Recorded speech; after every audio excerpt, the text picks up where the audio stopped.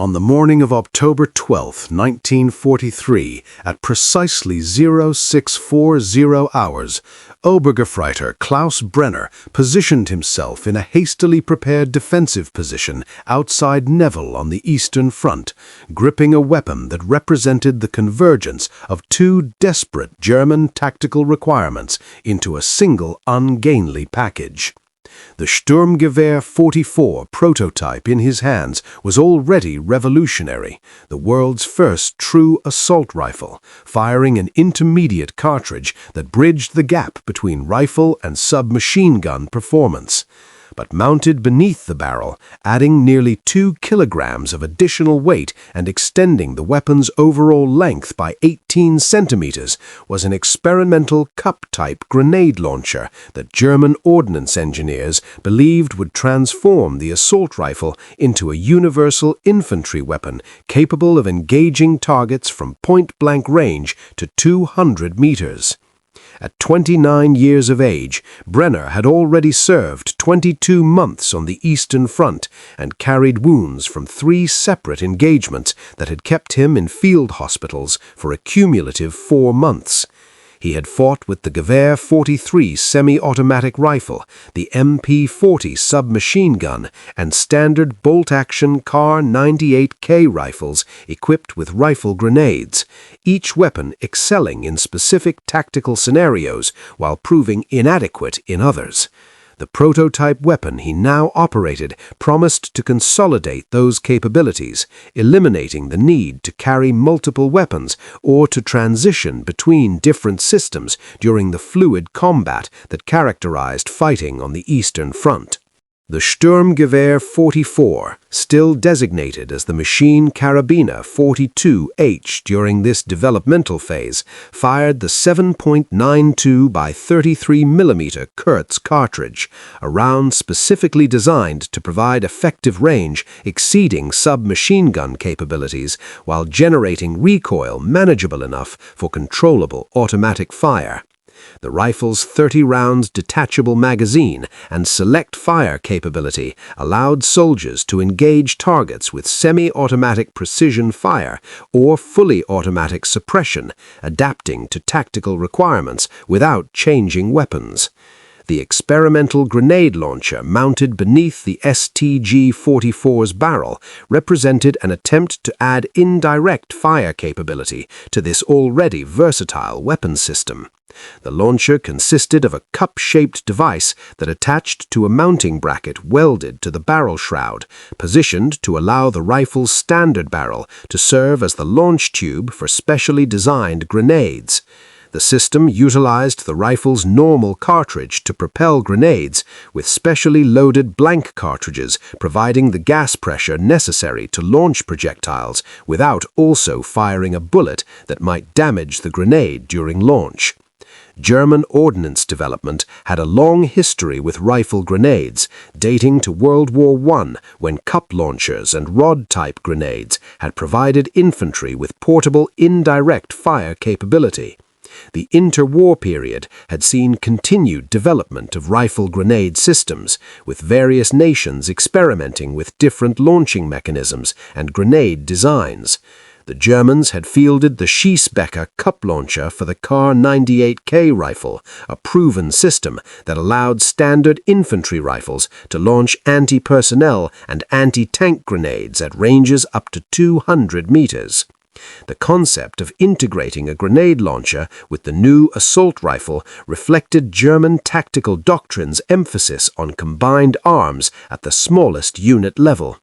If individual soldiers could engage enemy infantry with rifle fire, suppress positions with automatic fire, and destroy fortifications or engage light vehicles with grenades, all without changing weapons, the tactical flexibility of infantry squads would increase dramatically. The soldier would become a miniature combined arms system, capable of responding to diverse threats without depending on specialized weapons or support elements. However, the engineering challenges of integrating a grenade launcher with an assault rifle were substantial. The StG-44 was already a complex weapon, incorporating a gas-operated action, detachable magazine, and select fire mechanism in a package that weighed approximately 5.2 kilograms when loaded with a 30-round magazine. Adding a grenade launcher meant additional weight on the weapon's forward end, shifting the balance point and potentially affecting handling characteristics during normal rifle employment. The launcher assembly, designed by engineers at StG Haenel, the primary contractor for StG-44 production, weighed approximately 1.8 kilograms, including the mounting bracket and cup assembly. The total weapon system weight increased to roughly 7 kilograms when loaded with a rifle magazine and a grenade positioned in the cup launcher. This weight approached that of the MG-42 machine gun, raising questions about whether the benefits of integrated grenade capability justified the handling penalties that the additional weight imposed. The launcher's mounting system required modifications to the StG-44's barrel shroud to accommodate the bracket that secured the cup launcher. The bracket was welded to the shroud at 2 points, creating a rigid attachment that could withstand the forces generated during grenade launching without affecting the barrel's alignment or the rifle's zero. However, the welding process had to be controlled carefully to prevent heat damage to the barrel or distortion of the shroud that might affect the gas system's operation. The cup launcher itself measured approximately 12 centimeters in diameter and 8 centimeters in depth, dimensioned to accept the standard German rifle grenades that had been developed for the Kar 98K Schießbecher system. This compatibility was deliberate, allowing the StG-44 launcher to utilize existing grenade stocks rather than requiring development and production of specialized ammunition. The grenades included high-explosive anti-personnel rounds, hollow-charge anti-tank rounds, and smoke grenades, providing the versatility that the system's designers envisioned. The launching procedure required specific steps that differed significantly from normal rifle operation. The soldier had to first ensure the rifle's chamber was empty, then insert a specialized blank cartridge into the chamber. The blank cartridge generated gas pressure without projecting a bullet, directing all the propellant gases up the barrel and into the grenade launcher cup. The grenade was positioned in the cup with its tail boom extending into the cup's base, where gas pressure would act upon it during firing.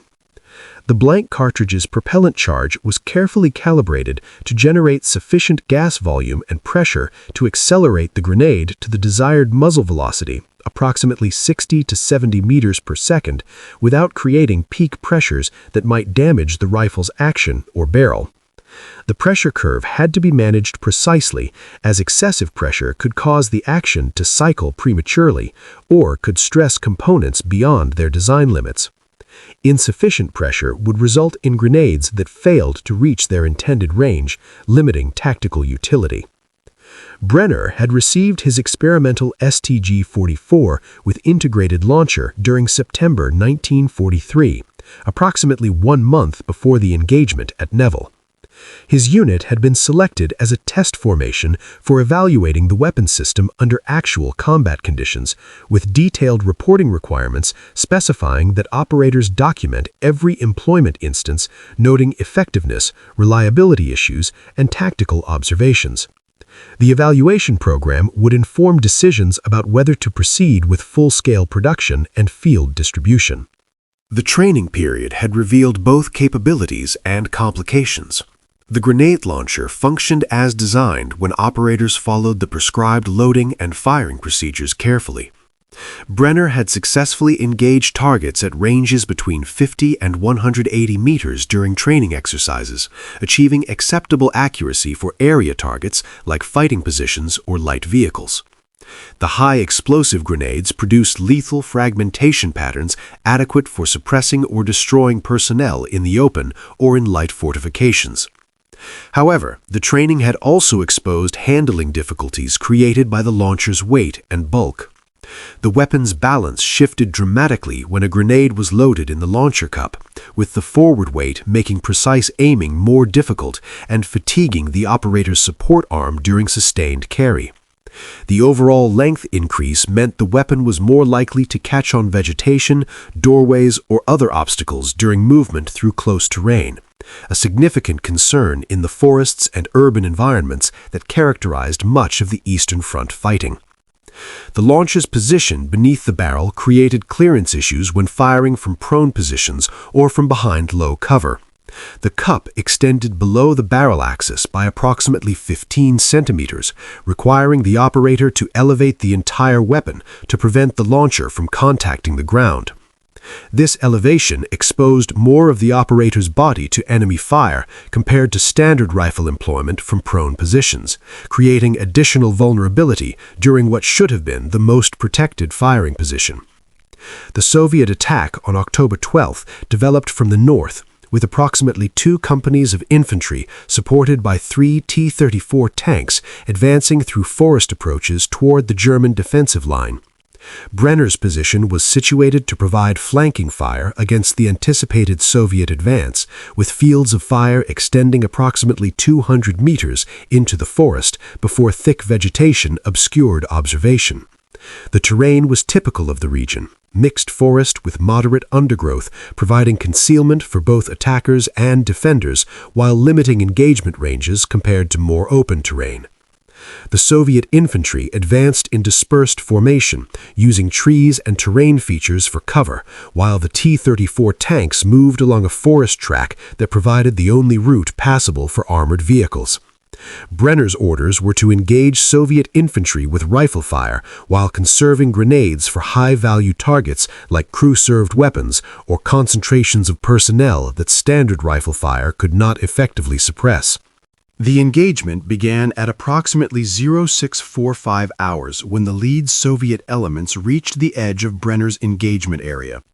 He engaged individual targets with semi-automatic fire, the StG 44's intermediate cartridge providing adequate accuracy and stopping power at the 100-meter ranges that characterized the initial contact. The rifle's 30-round magazine capacity allowed sustained fire without frequent reloading, and the select fire capability permitted brief automatic bursts when Soviet soldiers attempted to rush between covered positions. At 0651 hours, Brenner observed a Soviet DP-28 light machine gun team establishing a firing position approximately 130 meters distant, positioning their weapon to provide covering fire for the advancing infantry. The machine gun represented a priority target that could suppress German defensive positions and enable Soviet infantry to close to assault range. Brenner made the decision to employ a high-explosive grenade against the machine gun position rather than attempting to suppress it with rifle fire that might be ineffective against the crew's protected position. The grenade launching procedure required approximately 25 seconds to execute properly. Brenner first ensured his rifle's chamber was empty by removing the loaded magazine and cycling the action to eject any chambered round. He then retrieved a blank cartridge, easily identified by its red-painted case mouth, and loaded it into the chamber. A high-explosive grenade was removed from his ammunition pouch and positioned carefully in the launcher cup, with the tail boom seated properly in the cup's base. During this preparation, Brenner was effectively unable to defend himself with rifle fire. If Soviet infantry had chosen that moment to assault his position, he would have been forced to abandon the grenade launch and transition back to rifle configuration, a process requiring removal of the grenade, extraction of the blank cartridge, and reloading of a standard magazine. The vulnerability during grenade preparation represented one of the system's most significant tactical limitations. With the grenade properly positioned, Brenner aimed the weapon using the rifle's standard sights, elevating the muzzle to account for the grenade's ballistic trajectory at the estimated 130-meter range.